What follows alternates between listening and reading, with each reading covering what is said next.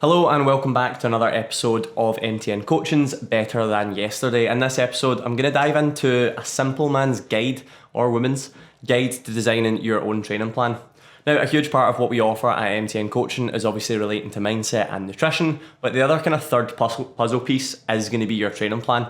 We don't expect our clients to work with us forever, so we kind of want to give people the insight and knowledge as to what to do once they finish up, or maybe you're not a client of ours and you're listening to this, just trying to figure out what to do with your training plan.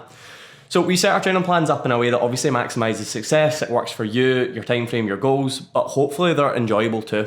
Now, I am unfortunately not one of the coaches that has wet dreams about biomechanics and moment arms, but I do have a kind of tried and tested and successful approach to programming. It's been working for the last 8-9 years, and the results that we kind of have speak for themselves, if I'm being honest. So I do dumb things down. I do keep things really simple. If you're a coach listening to this, you might not learn too much. If you're an everyday person, everyday gym goer, you're hopefully going to get a little bit of an insight into exactly what to do and exactly how to set up your training plan.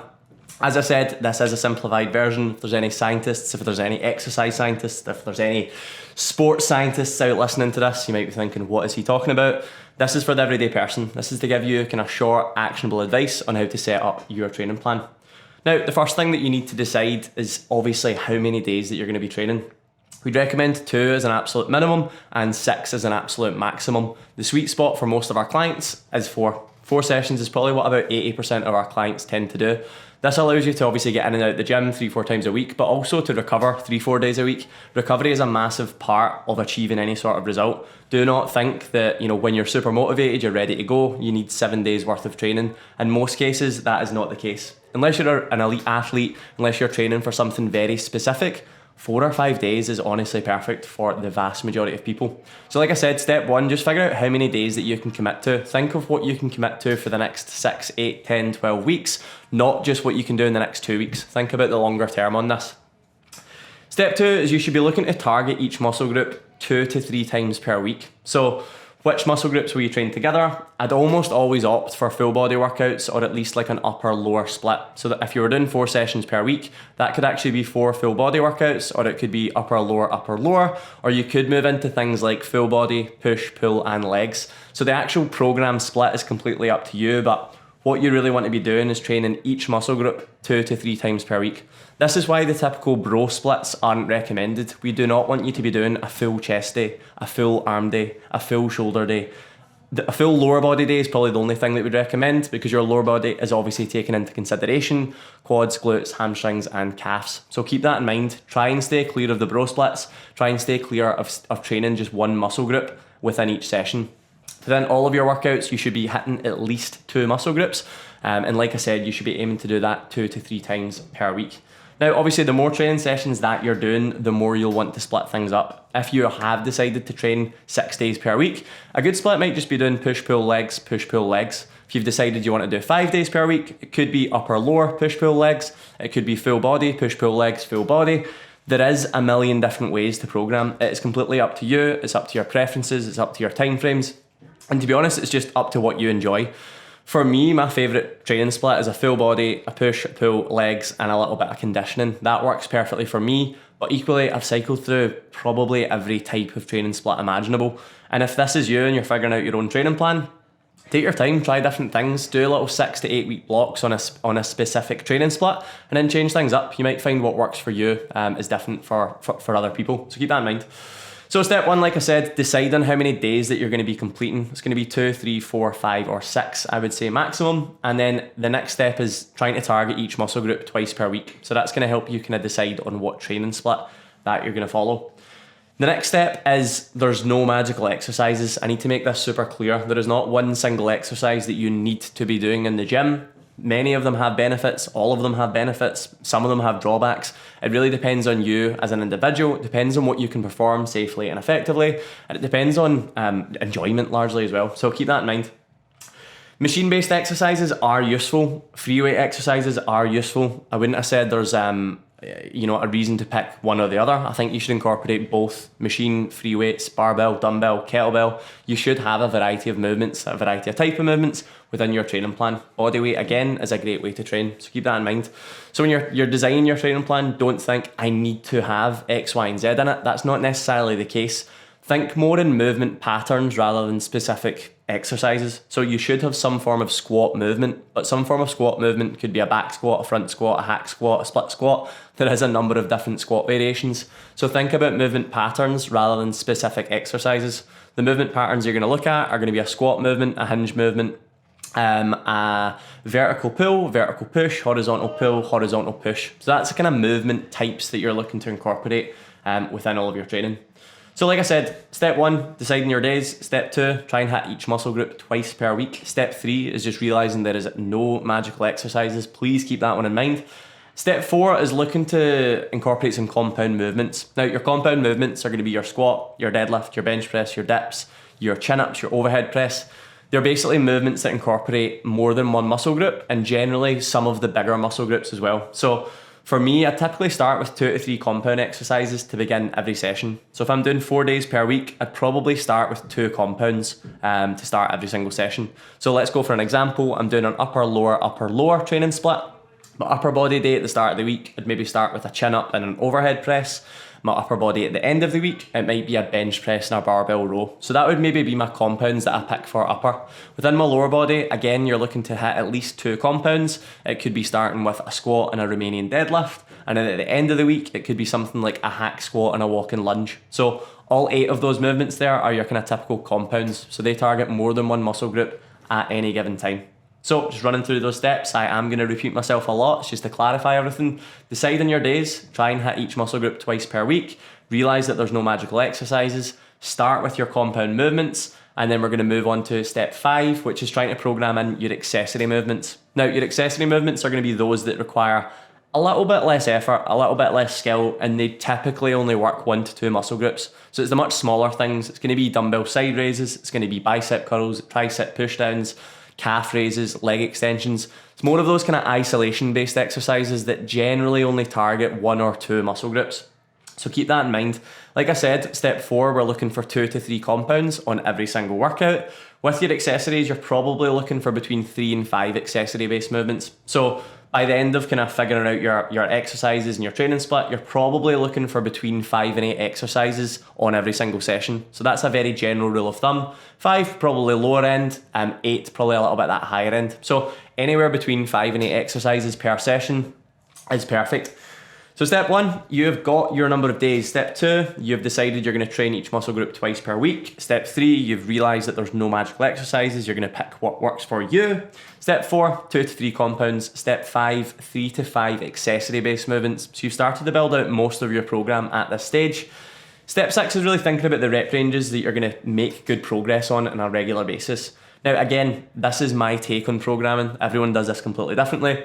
For me and for my clients and for the team at MTN, what's worked exceptionally well from us is keeping the compound movements lower in rep ranges and keeping the accessory movements a little bit higher.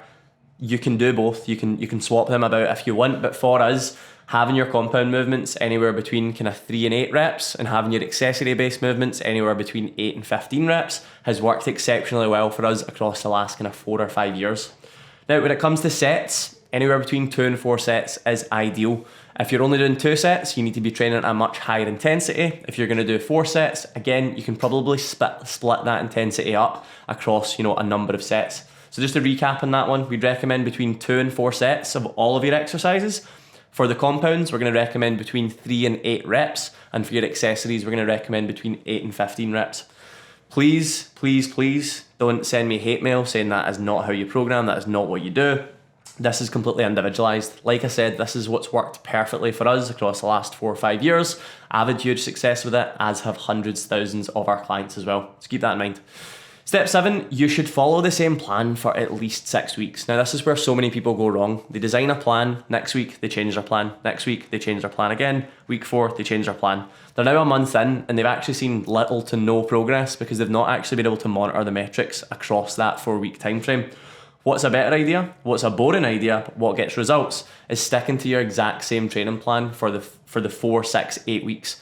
This allows a level of progression. It allows you to use progressive overload. Now, progressive overload is simply making your training harder week by week, month by month. It's doing this that actually has your body adapt to that training stimulus, and it's what allows your body shape to change. So please keep that in mind. Do not change your training plan every 3-4 weeks. You do not need to do that. As a minimum, stick to something for 4 weeks, like absolute minimum. In most cases, I would recommend about 6 weeks. So just to recap on those 7 steps, and then I'll give you the 8th and final step. Step 1, you need to decide exactly how many training sessions that you're going to be doing. So like I said, between 3 and 4 is optimal. That's what most of our clients do, but anywhere between 2 and 6 is definitely manageable.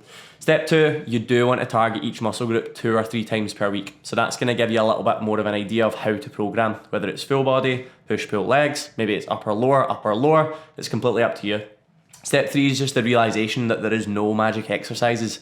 Pick things that work for you, pick things that work for your, body shape, that work for your level of experience, things that you can, I suppose, perform to high ability as well. Step 4 is starting with your compounds, 2 to 3 compounds to start off every single session.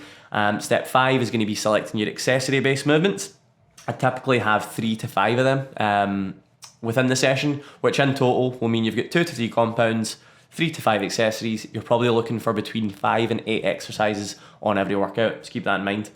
The next step is obviously selecting your sets and reps. As I suggested, 2 to 4 sets is recommended, and 3 to 8 reps for your compounds and 8 to 15 for your accessories is my rule of thumb. Again, just my rule of thumb. Step 7 is going to be following this for at least 6 weeks. Please keep that in mind. I do not want you doing week 1, week 2, week 3, all with different sessions. Try and stick to the same program. Step 8 is going to be cardio. Do you need it? How much do you need? When should you be doing it? As a very general rule of thumb, you don't need it to change your body composition, but from a health and lifestyle perspective, it is something that you should be doing on a fairly regular basis. Now, you're probably looking for between 20 and 40 minutes per week at zone 2. If you don't know what zone 2 is, think out a level of cardio that you can hold a conversation throughout. So, if you're doing a jog on the treadmill, somebody's next to you and they ask you what you're having for dinner, you're able to reply. So it's something like that. So my recommendation on cardio is 20 to 40 minutes. With regards to what type of cardio, it's completely up to you. For me, right now I'm running. I can't say I enjoy it, but my advice would be to actually just find something that you enjoy. Maybe it's hill walking, maybe it's cycling, maybe it's swimming, maybe it's jiu-jitsu, maybe it's MMA. It really actually doesn't matter. Just find something that you enjoy. Your likelihood of sticking to it is way higher if you've just got some level of enjoyment. So for a lot of people, it is just taking part in a sport. I actually intend to start playing tennis next year because I just wanted to have cardio in my week. I hate running. I can't say I love doing CrossFit functional workouts that much. So I plan on finding a sport that I actually enjoy doing. So keep that in mind, and when you are doing your cardio, it is zone 2. So something that you can hold a conversation with throughout. So hopefully this helps. If you actually need a little bit more help, you need a little bit more advice on how to program, you just want to ask me some questions. What about this as an exercise? What about these as a training split? You can certainly let me know. One thing I've actually not covered is rest periods. It's not something that we actually program that much with our clients. Basically, rest as much or as little as you need in order to perform the next set with a high enough intensity. So keep that in mind. We are not fussed about rest periods. Ideally, as long as you have in the gym would be good in order to perform that next set at a high level of intensity. So just quick recap: number of training days, train each muscle group twice per week, no magic exercises, 2 to 3 compounds, 3 to 5 accessories, 2 to 4 sets, 3 to 15 reps on all of those exercises. And again, you're looking to follow this for about 6 weeks. If you want a better lifestyle, if you want a better level of health, add in some cardio. If you can't think of anything worse, it won't kill you. So you can leave that out if you like. So as you know, every week with these short podcast episodes, I like to recommend something that has featured in my life. Sometimes it's music, sometimes it's film, sometimes it's wine, sometimes it's a restaurant. This week I'm going down a little bit of a different angle and probably something not a lot of coaches will do. I'm going to recommend another coaching company. I'm going to recommend another place to go and consume content. And it's actually a YouTube channel called RP Strength. This is actually where I get the vast majority of my knowledge and information from. It's a guy called Mike Israetel. He is one of the best kind of exercise scientists in the world, but his videos are phenomenal. He breaks down elite athletes, he breaks down Kim Kardashian's workouts, he breaks down, American football players' workouts, and he kind of picks them apart and says what's right about them, what's wrong about them, what they should change. But yeah, if you're listening to this, you've probably got some element of, you're trying to figure out how to program your training. He is perfect for this. I take a lot of what I do with my own clients from this guy as well. But if you're looking to pay anyone for coaching, then of course, come to us at NTN Coaching. Thank you so much, guys. Next episode is back next Monday, so I'll see you there.